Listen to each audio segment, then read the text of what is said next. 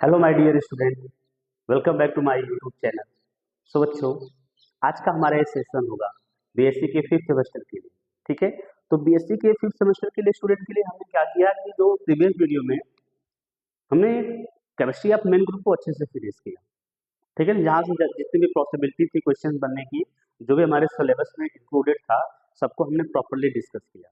तो अभी तक जो पार्ट टू का हमने 3 यूनिट को फिनिश किया है। आज हमारा चौथा यूनिट होगा। ठीक है, इस यूनिट का नाम क्या होगा? सॉरी, थोड़ा सा आपको मेंशन कर दे कौन सा यूनिट होगा, हाइलाइटर से लिख दे कौन सा। फोर्थ वाला यूनिट होगा। ठीक है, तो क्या लाइन है कि ना, you become what you believe. ठीक है, you become what you believe. कुछ नहीं बन सकते जो बिलीव नहीं कर सकते हो। ठीक है, चलिए आज का हमारा जो यूनिट है वो यूनिट है केमिस्ट्री ऑफ लैंथेनाइड। ठीक है, तो हमको इसको पढ़ना है। अभी हमने क्या पढ़ा? Chemistry of main group. उसके बाद हमारा जो सिलेबस था फिफ्थ वाला, फोर्थ वाला, वो था केमिस्ट्री ऑफ डी ब्लॉक। देखो ना बच्चा, डी ब्लॉक आप पढ़ चुके हो, प्रॉपरली अच्छे से पढ़ चुके हो क्लास 12 में। ठीक है, उसको भी हम डिस्कस करेंगे, ऐसा नहीं उसको छोड़ेंगे, लेकिन पहले हम सोच रहे थे कि उसको हम अच्छे से कवर कर लें, जिसको हम आपने पढ़ा नहीं। ठीक है, आई थिंक पढ़ा होगा, वैसे भी बात नहीं है, आपने पढ़ा ही होगा, लेकिन हम इसको प्रॉपरली अपनी बीएससी के लेवल पे इसको डिस्कस कर लेते हैं, देन आफ्टर हम इसको डी ब्लॉक वाले को डिस्कस करेंगे। ठीक है, तो हमारा जो यूनिट है आज का फोर्थ यूनिट, वो है केमिस्ट्री ऑफ लैंथेनाइड। ठीक है ना, अब हम हाइलाइटर को हटाते हैं, पेन को लेकर आते हैं। पेन की जो हाइट है वो थिकनेस है, थोड़ा सा अच्छा से करते हैं, 40 हो गया। हाँ, देखिए, तो केमिस्ट्री ऑफ लैंथेनाइड को समझते हैं। लैंथेनाइड क्या है? तो आप बोलोगे लैंथेनाइड सर, हमने पीरियाडिक टेबल देखा है, पीरियाडिक टेबल में हमने ये देखा है कि सर एक एस ब्लॉक है, एक डी ब्लॉक है, एक पी ब्लॉक है, और नीचे सर वो दो लाइन में ना रखा होता है, एफ ब्लॉक ही बोला जाता है उसे। ठीक है, हाँ, एफ ब्लॉक ही बोला जाता है। फिर मैंने पूछा था आपकी आपसे कि कैसे आप डिसाइड करते हो, कैसे आपको समझ में आता है कि कोई एलिमेंट है वो एस ब्लॉक से है, कोई एलिमेंट है डी ब्लॉक से, कोई एलिमेंट पी ब्लॉक से, कोई एफ से होगा, कैसे आप पता करते हो? तो आपने बताया सर, जब हम इसका इलेक्ट्रॉनिक कॉन्फ़िगरेशन करते हैं, इलेक्ट्रॉनिक कॉन्फ़िगरेशन करते हैं, तो हमको समझ में आता है कि ये इसका जो अंतिम इलेक्ट्रॉन जिस ब्लॉक में जाता है, जिस सबसेल्स में जाता है, उसी को हम बोलते हैं कि ये इस ब्लॉक का बिलोंग करेगा। लेट अस सपोज आपने सोडियम रख लिया, देखा कि आपने एक इलेक्ट्रॉन जो कि एस में जा रहा था।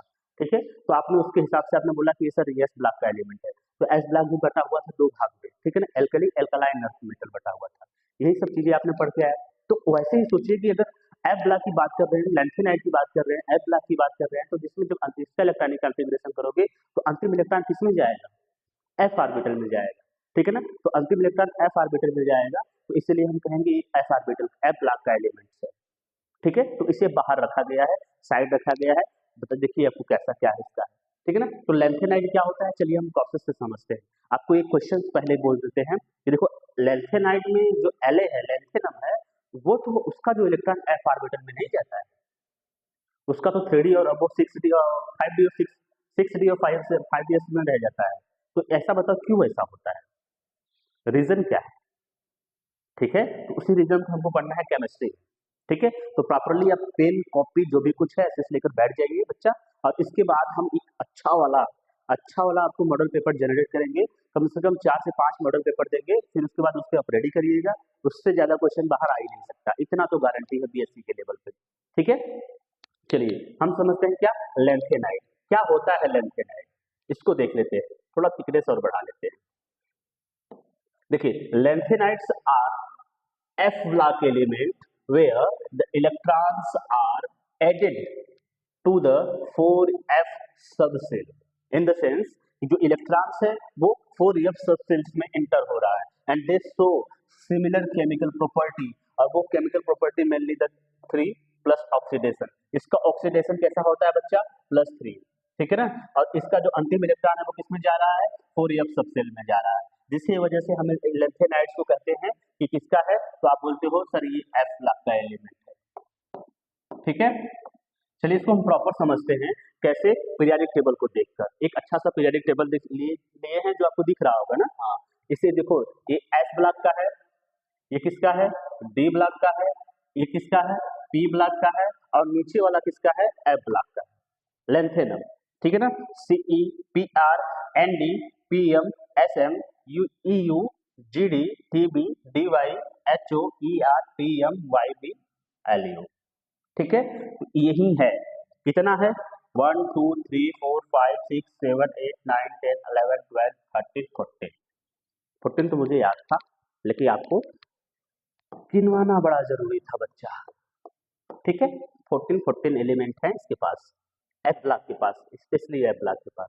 तो ये है थोड़ा सा एफ ब्लॉक का पोजीशन कहाँ है, अब इसके बारे में थोड़ा सा लिख देते हैं, कहाँ पे है, किस पीरियड में, कैसे है, कहाँ नहीं है। ठीक है ना, तो चलिए पीरियड में कौन सा होगा? 1 2 3 4 5 6 7, 7th 6 और 7। तो अभी हम जो पढ़ रहे हैं वो केमिस्ट्री ऑफ लेंथेनाइड पढ़ रहे हैं, तो हम जो पीरियड्स पढ़ेंगे वो क्या पढ़ेंगे? 6 वाला पढ़ेंगे। ठीक है, चलिए देख लेते हैं इसके बारे में प्रॉपरली। क्या देखते हैं, कैसे होता है? देखिए, अब हम position of lanthanide in periodic table इसको देख लेते हैं। देखिए, पीरियड्स में लेंथेनाइड्स बिलोंग्स टू 6 पीरियड। ठीक है ना, of the modern periodic table. Modern periodic table में जो लेंथेनाइड है वो 6 में है ना बच्चा, लेंथेनाइड। अब आप बोलोगे ये लेंथेनाइड यहाँ यहाँ की बात दिखाया गया है, इसको बाहर करके दिखाया गया कि इसमें इतने एलिमेंट आते हैं।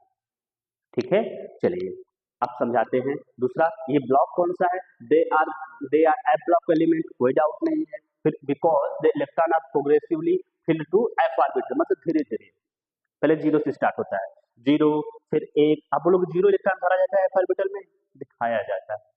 कुछ तो रूल को आपको फॉलो नहीं करना होगा ना, तो दिखाया जाता है। तो आप बोलोगे तो ऐसा तो पहले भी कर सकते थे, जिसमें हम 0 इलेक्ट्रॉन भर के उसको दिखा सकते थे कि ये डी ब्लॉक से है, ऐसा भी तो कर सकते थे। लेकिन यहाँ कुछ नियम का हमको, अब वो जो पहले दादा परदादा हम लोग को नियम बता गए हैं, उस नियम को फॉलो नहीं करना है। कुछ तो इसमें अनट्रेंड होगा।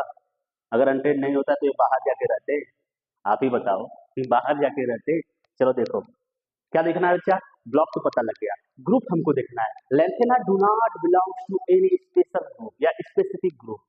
1 से लेकर 18 तक जो है बच्चा, 1 to 18 ग्रुप जो है, उसमें से किसी भी ग्रुप में बिलोंग्स नहीं करते हैं, इसलिए इनको ग्रुप से बाहर किया गया है। They are usually place separated below the main periodic table, main body नहीं, main periodic tables, to keep the structure, to keep structure compact. ठीक है, इसे क्या किया गया है? पीरियोडिक टेबल से थोड़ा सा बाहर रखा गया है। देखिए सीरीज में क्या है, lanthanide series form first inner transition series, इसे ही बोला जाता है फर्स्ट इनर ट्रांजिशन सीरीज। ठीक है, जब एक्टिनाइड वाला आएगा तो उसे बोलेंगे सेकेंड इनर ट्रांजिशन सीरीज, इसे बोलेंगे फर्स्ट इनर ट्रांजिशन सीरीज। इसे दिमाग में बैठा के रखो।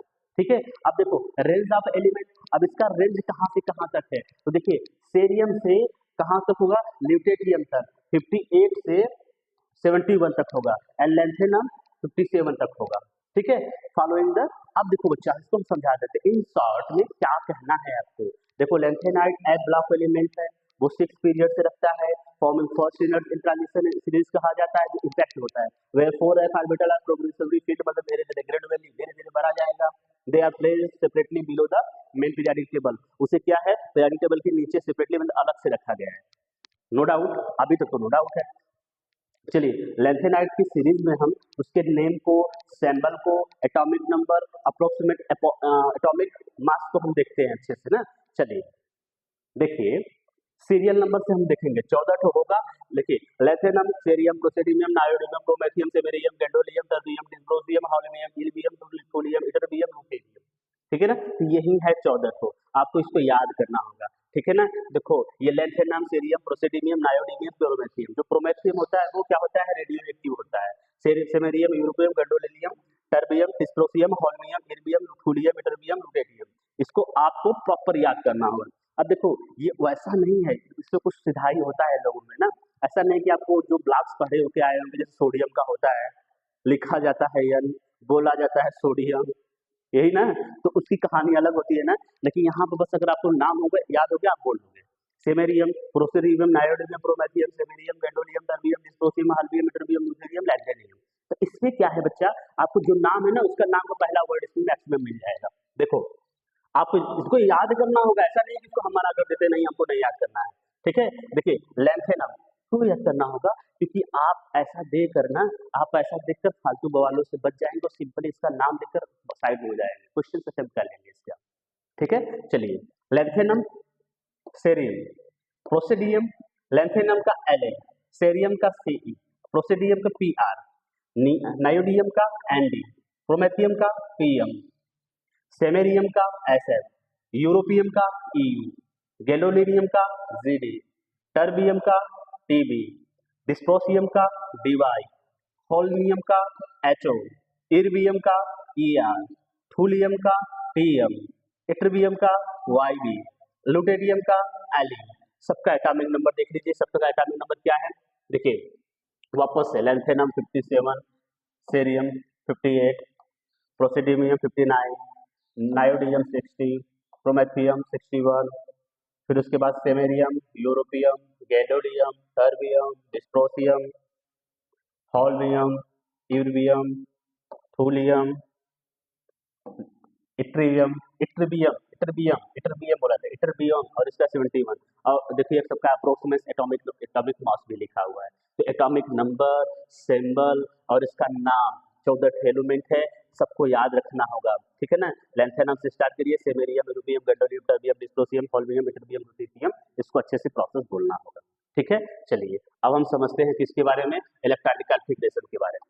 किसके बारे में समझते हैं, इलेक्ट्रॉनिक कॉन्फ़िगरेशन, कैसा इसका इलेक्ट्रॉनिक कॉन्फ़िगरेशन किया जाएगा, ठीक है, उसको देख लीजिए। लैंथेनम 57 हो गया ना। अब 57 में आपको Xc का करना है, सब में Xc Xc Xc Xc लिखो, सब में Xc Xc लिखो। क्यों Xc Xc लिख रहे हो, क्योंकि जिनान के बाद आ रहा है, जिनान का होता है क्या 54, ठीक है ना बच्चा। जब जेनान का 54 आ रहा है तो देखो जब भी बड़ा भी किसी भी एलिमेंट का हमको इलेक्ट्रॉनिक कॉन्फ़िगरेशन करना होता है तो हम रेफरेंस लेते हैं किसका, 18 ग्रुप एलिमेंट का। पहले 18 ग्रुप एलिमेंट लिखेंगे, फिर हम आपको एग्जामिनर को बताएंगे भैया चचा जो भी आपको आ रहा होगा ना 18 ग्रुप का एलिमेंट इलेक्ट्रॉनिक कॉन्फ़िगरेशन आपको आ रहा होगा ना, जो भाई ऐसा बोलेंगे नहीं आ रहा तो भी बोलेंगे हाँ मुझे आ रहा है, चलो मुझे ना बताओ, तो आप उसको लिखो पहले Xc, ठीक है ना। इसका रेफरेंस देकर तब इलेक्ट्रॉनिक कॉन्फ़िगरेशन किया जाता है। जो रेस्ट ऑफ इलेक्ट्रॉन्स बचे होते हैं उसका इलेक्ट्रॉनिक आउटर का इलेक्ट्रॉनिक कॉन्फ़िगरेशन करके बताया जाता है। अरे रफ हो जा, कभी कभी चलता नहीं, मेरी भी बात नहीं मानता है। देखो 57 है ना बच्चा, एक सेकेंड, ये 57 है। अब Xc कितना होता है 54 होता है, ठीक है। अब हमारे पास कितना इलेक्ट्रॉन बच रहा है 3, तो एक इलेक्ट्रॉन जाएगा D में, एक इलेक्ट्रॉन जाएगा 6s2 में। तो इसका जो बच्चा आउटर इलेक्ट्रॉनिक कॉन्फ़िगरेशन लिखा जाता है ना, वो क्या लिखा जाता है NF1 0 0 से 14 तक, फिर उसके बाद N+1 D 0 से 1 तक, फिर उसके बाद N+2 S, फिर उसके बाद क्या हो जाएगा बच्चा, हाँ यहाँ पर क्या होगा, सब 2 भरा गया है, हाँ तो इसमें क्या हो जाएगा, इसका कंप्लीट सेल भरा रहता है। ये क्या है बच्चा, outermost shell electronic configuration, आपने इसको लिख लिया। चलिए साइड में इसको रखिए, साइड में रखिए, उसके बाद उससे मिलाते हुए चलिएगा। देखिए अब हमारे पास जब 57 का कर रहे हैं तो उसमें डी वाले में कितना आ रहा है, डी वाले में 1 आ रहा है और 6s2 में 2 आ रहा है। एफ ऑर्बिटल में कितना है 0 है। अब लो एफ ऑर्बिटल में 0 है, अब 58 का करना है, इसके पास 4 होंगे तो 2 s में जाएगा, एक d में जाएगा, एक इसके पास जाएगा। ये क्या होता है, एक्सेप्शनल होता है, ठीक है, एक्सेप्शनल मतलब अपवाद होता है, ठीक है। अब देखिए डी वाले में कितना इलेक्ट्रॉन चला गया 1, तो एफ में कितना है 1। दूसरा देख लीजिए प्रोसीडियम में, तो एफ में कितना आ गया 3, डी वाले में कुछ नहीं, एस में 6s2, तो एफ ऑर्बिटल में 3 आ गया, एफ ऑर्बिटल में 4 आ गया, एफ ऑर्बिटल में 5 आ गया, एफ ऑर्बिटल में 6 आ गया, एफ ऑर्बिटल में 7 आ गया, एफ ऑर्बिटल में फिर से 7 आ रहा है, डी में तो 1 होगा, ठीक है। तो एफ ऑर्बिटल में यहाँ 8 आना चाहिए, तो एफ ऑर्बिटल में आ रहा है 9, डी में नहीं होगा। एफ ऑर्बिटल में क्या आ रहा है 10, एफ ऑर्बिटल में क्या आ रहा है 11, एफ ऑर्बिटल में क्या आ रहा है 12, एफ ऑर्बिटल में 13, एफ ऑर्बिटल में 14, एफ ऑर्बिटल में 14, डी में 1 आ गया। तो ये देखो बच्चा, सिर्फ आपको ये दिमाग में रखना होगा, ये D1 है ना, एक याद कर लो, ये कहाँ गया D1, हाँ 2 याद कर लो, 2 के बाद 3 याद कर लो, ये वाला। तो इसमें बस आपको D1 भरना है, बाकी सब लोग में क्या करना है, 4F 4F 4F 4F भरते जाना है, ठीक है ना।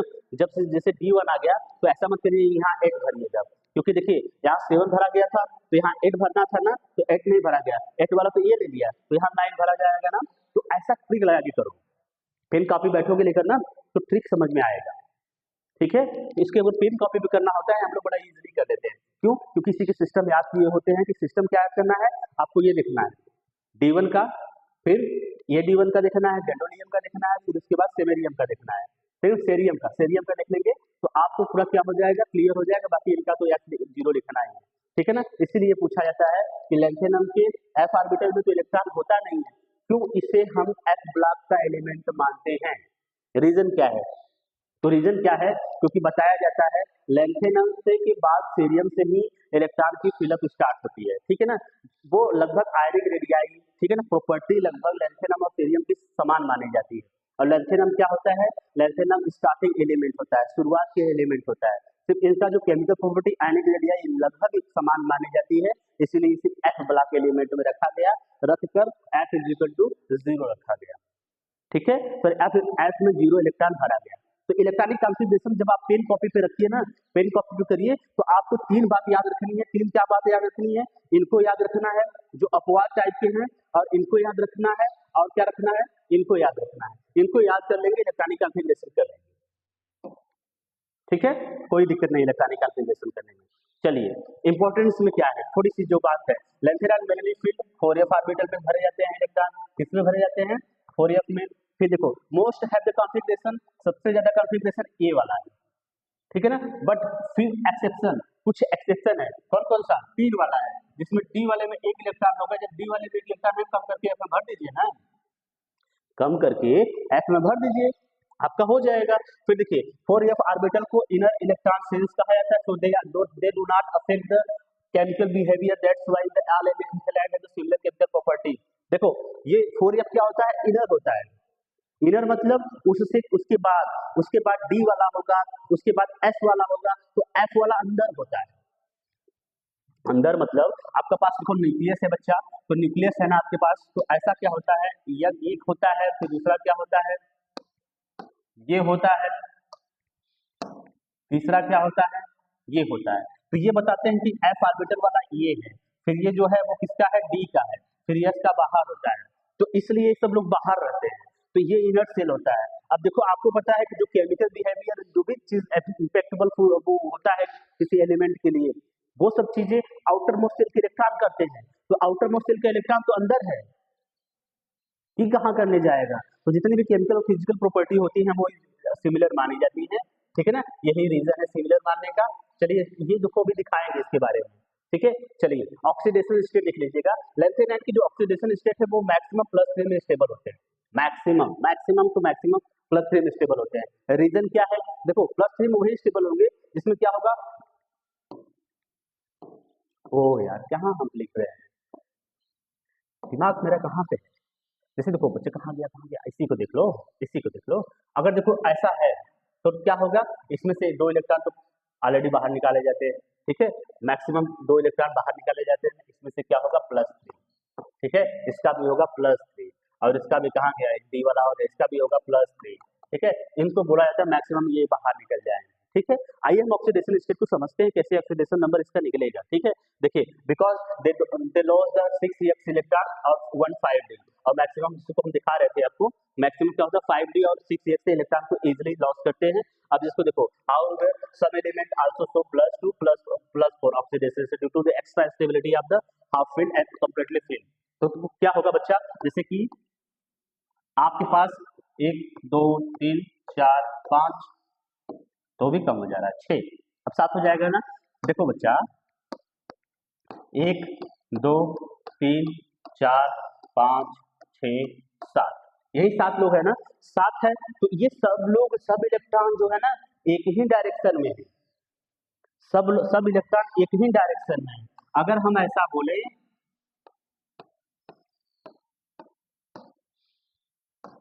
थोड़ा सा रुकिएगा बच्चा, थोड़ा सा,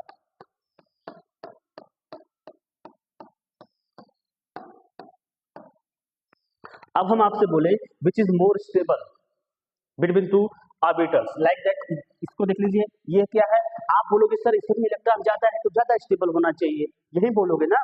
देखिए आप नहीं बोलोगे, आप 5th सेमेस्टर में हो, आप नहीं बोलोगे ऐसा। रीजन क्या है ऐसा ना बोलने का, तो आप बोलोगे सर इसमें जो होता है ना, इसमें प्लस माइनस दोनों के स्पिन के इलेक्ट्रॉन्स है, इसमें जो प्लस स्पिन के इलेक्ट्रॉन है तो इसका जो मैग्नेटिक मोमेंट होगा वो स्टेबल होगा, जिसकी वजह से ये क्या होगा, हाफ फील्ड होने के बावजूद भी इनसे ज्यादा स्टेबल है।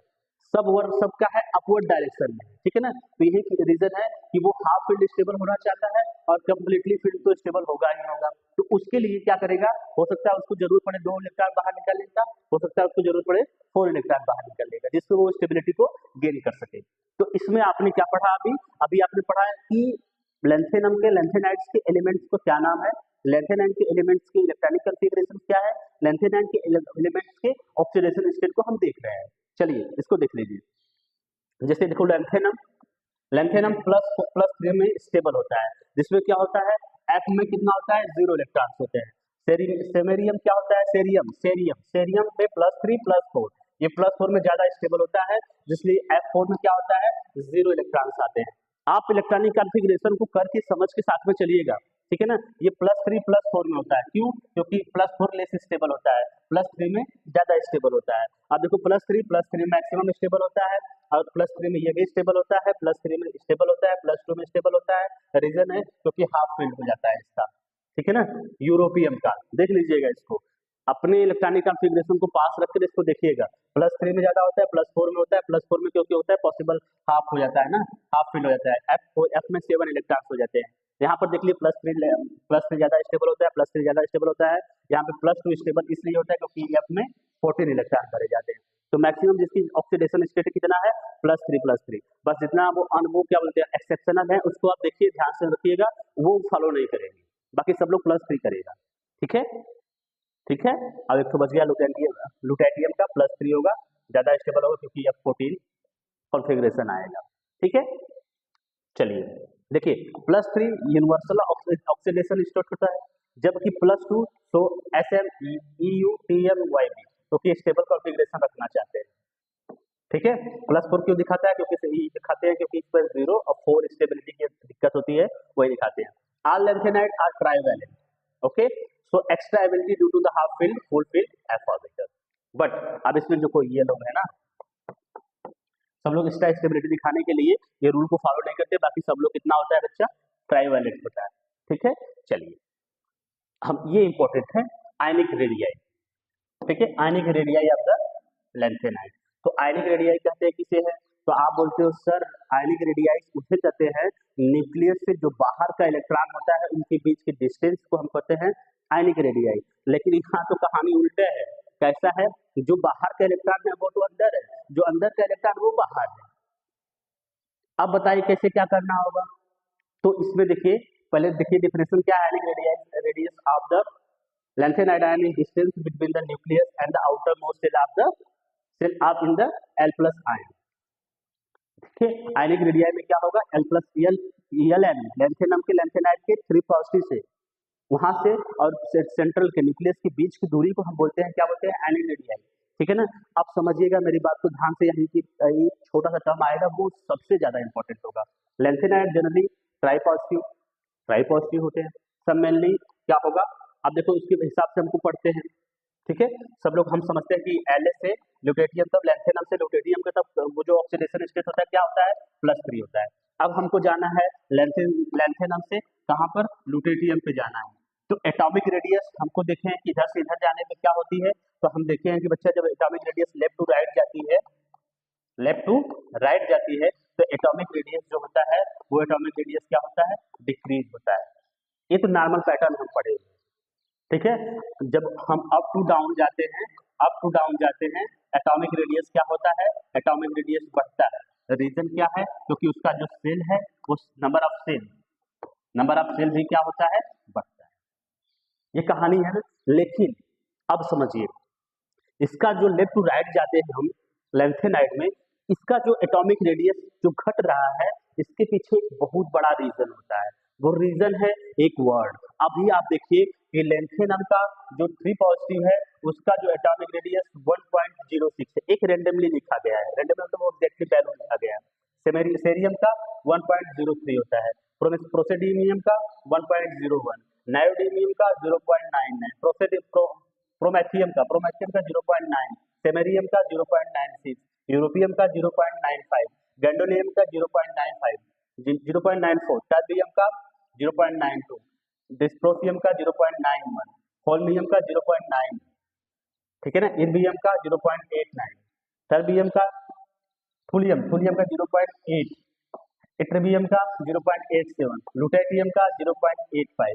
अब आपको जो हम अभी वैल्यू बोल रहे थे, इसलिए वैल्यू बोल रहे थे कि आपको एक समझ में आ जा रहा है कि बहुत कम नहीं होते जा रहा है, और जो भी एग्जामिनर आपके पास कॉपी चेक करने बैठेगा ना, आपको प्लस माइनस बता दे रहे हैं, जो भी एग्जामिनर कॉपी चेक करने बैठेगा ना बच्चा, हम ऐसा नहीं कि एग्जामिनर की गलती होती है, लेकिन आप समझो कि उनको एग्जैक्टली ये भी नहीं आता कितना डेटा है, वो पैटर्न देखेंगे, पैटर्न देखेंगे। बस आप एक याद करो, दो याद कर लो, एक याद कर लो 1.06 का, और एक याद कर लो किसका 0.85 का, समझ लो ट्रिक देखो, याद कर लो, उसके बाद धीरे धीरे जितना मन आपको कम करना है, हो सकता है 1.04 लिख दो इसका, 0.2 लिख दो इसका, 1 लिख दो इसका, ऐसे ऐसे ऐसे कम करते जाइएगा, ऐसा कम करते जाएगा कि यहाँ पे क्या हो जाए एग्जैक्टली ये वैल्यू आ जाए।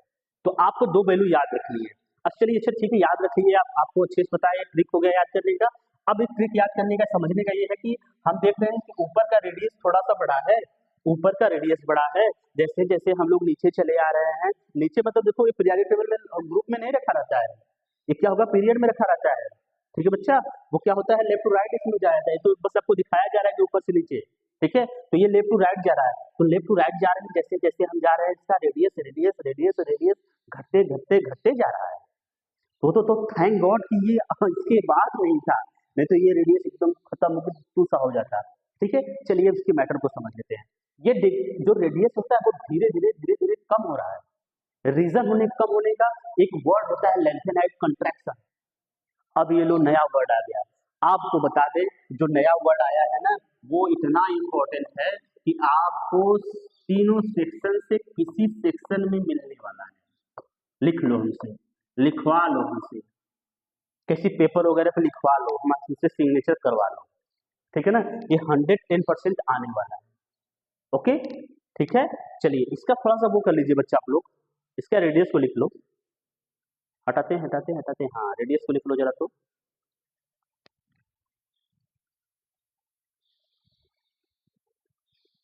हो गया, गुड। अब चलिए हम समझते हैं कि क्या होता है लेंथेनाइट कंट्रैक्शन। जितना अच्छे से हमने खींचा उतना अच्छा लेंथेनाइट कंट्रैक्शन होता है।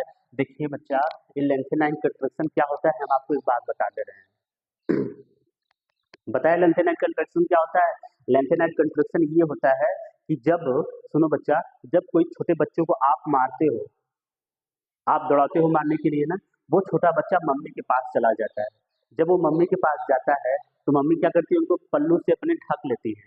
तो वो पल्लू है तो ऐसा नहीं है कि वो लोहे का बना है, ऐसे है ना, लेकिन वो जो बच्चा है वो बड़ा अच्छा फील करता है, ठीक है ना, वो बड़ा अच्छा फील करता है कि हाँ बच गए।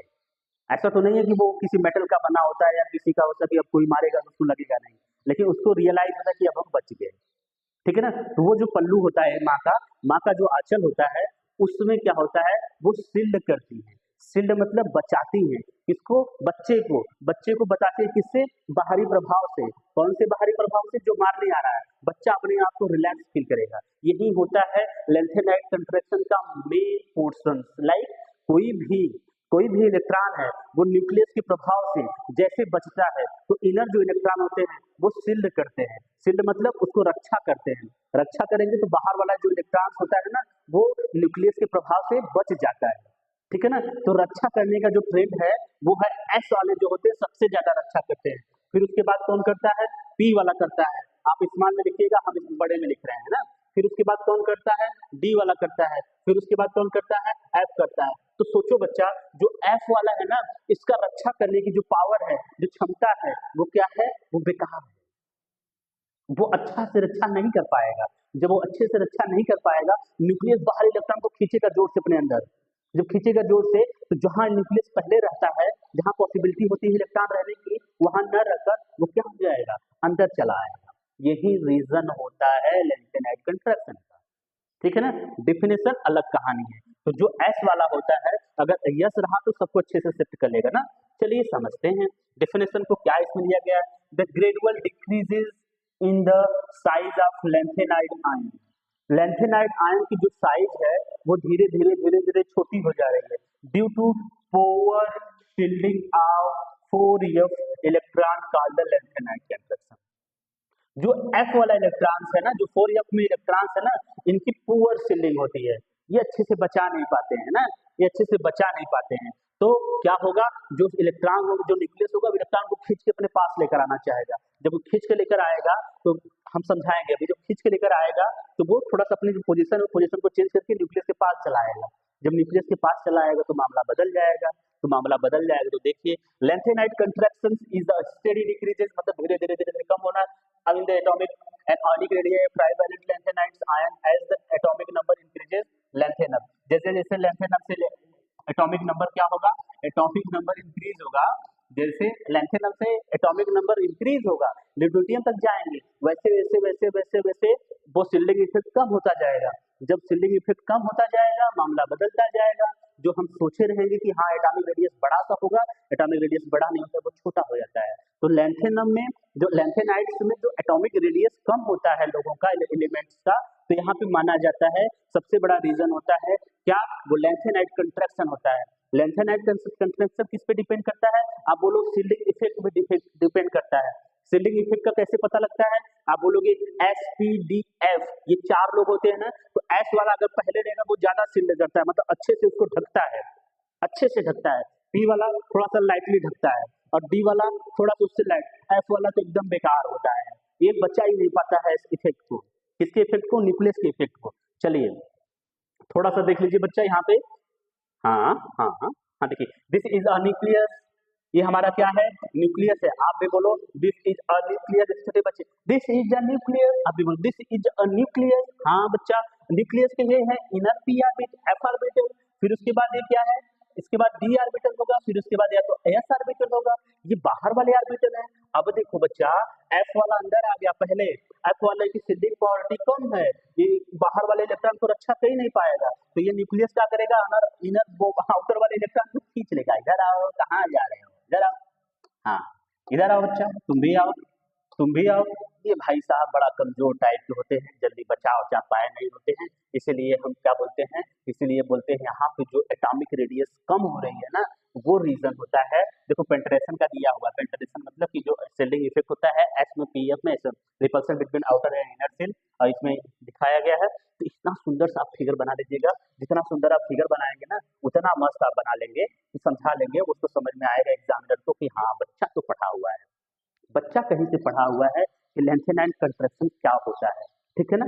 आई थिंक अगर लैंथेनाइड कंट्रैक्शन आपको न समझ में आया होगा बच्चा, तो हम उसके जिम्मेदार नहीं हैं, आप खुद, यात्री सामान का खुद जिम्मेदार।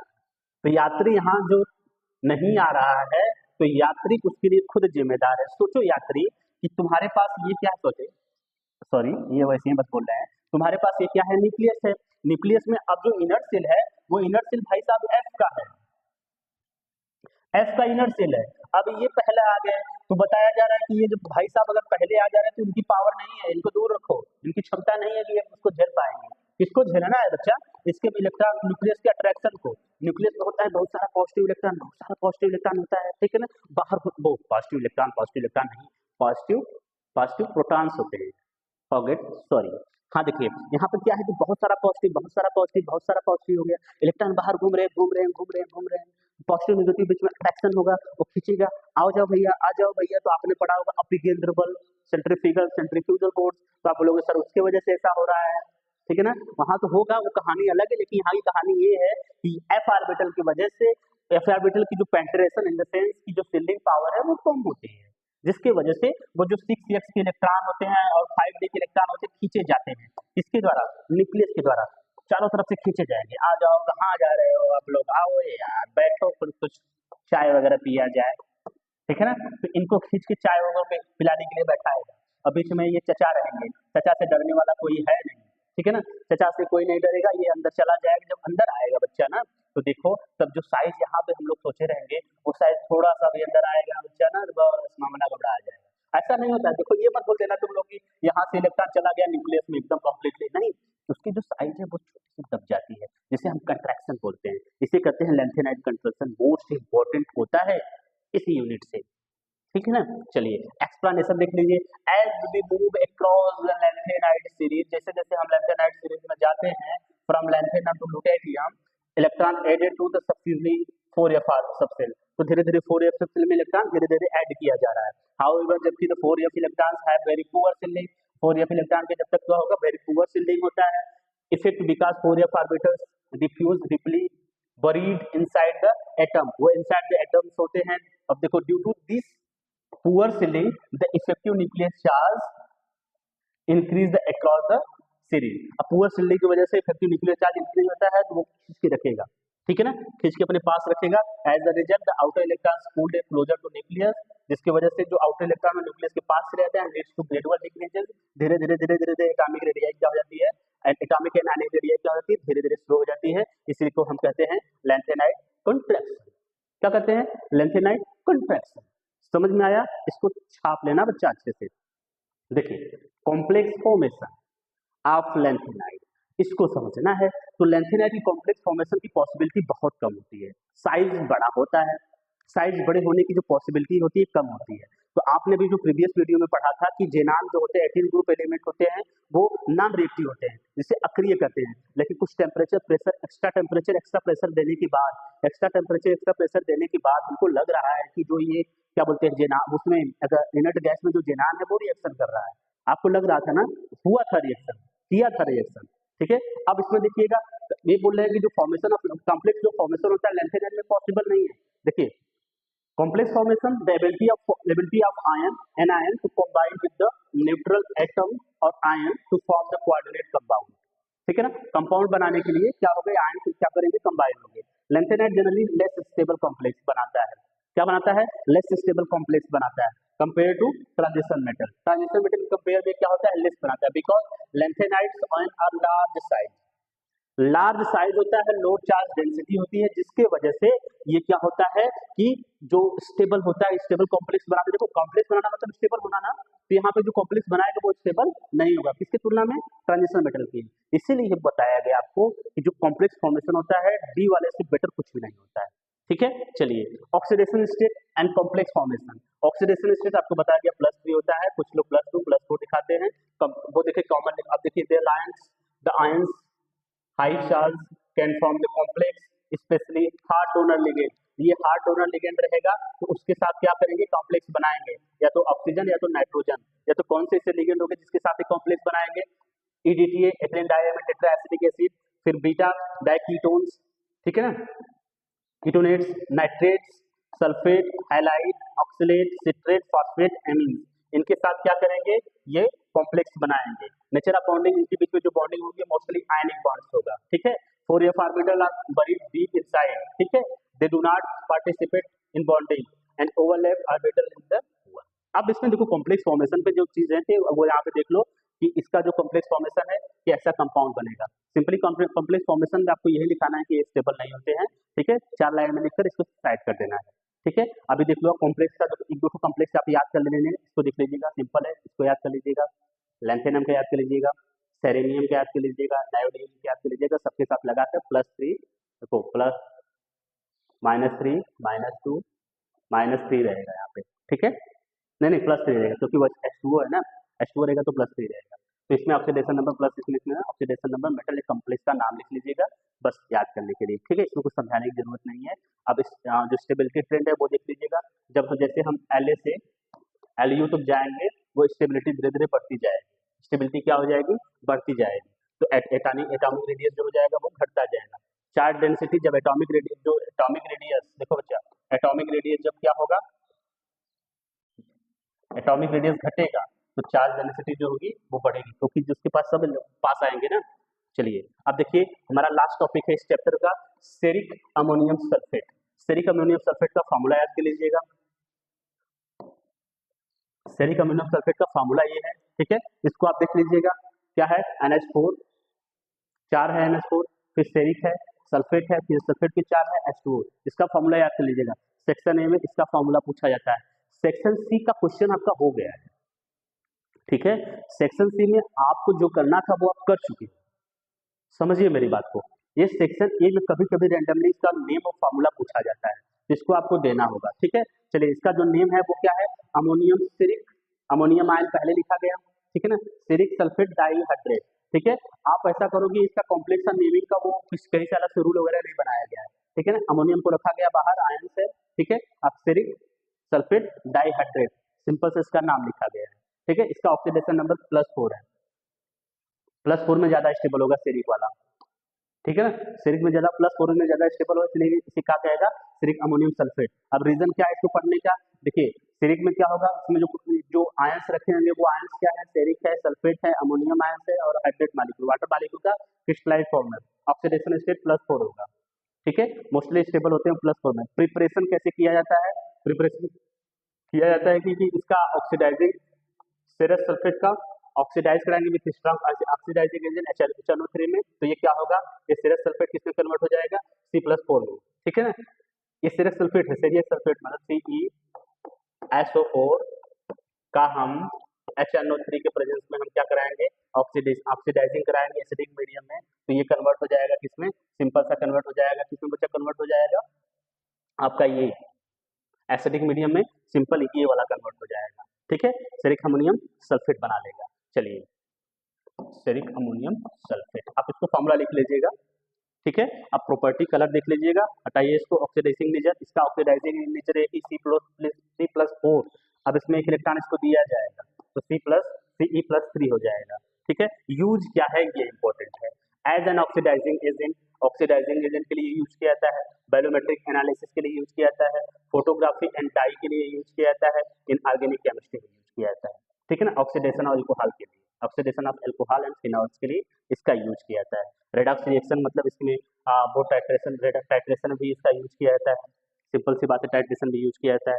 तो सिरिक जो होता है वो सिरिक अमोनियम सल्फेट क्रिस्टलाइंस होते हैं, कंपाउंड होते हैं, +4 में ज्यादा स्टेबल होते हैं, ठीक है। यही इसका था, ठीक। यूज इसका देखो, ये एनालिटिकल यूज है, इसको आप पढ़ लीजिएगा, ठीक। सिरिक अमोनियम फार्मूला या समझ लीजिएगा, सिंपल सा ये चैप्टर पूरी तरह से फेल, कुछ भी नहीं है इसमें पढ़ाने का, आप सिलेबस मैच करा लीजिए, ठीक है, ठीक है।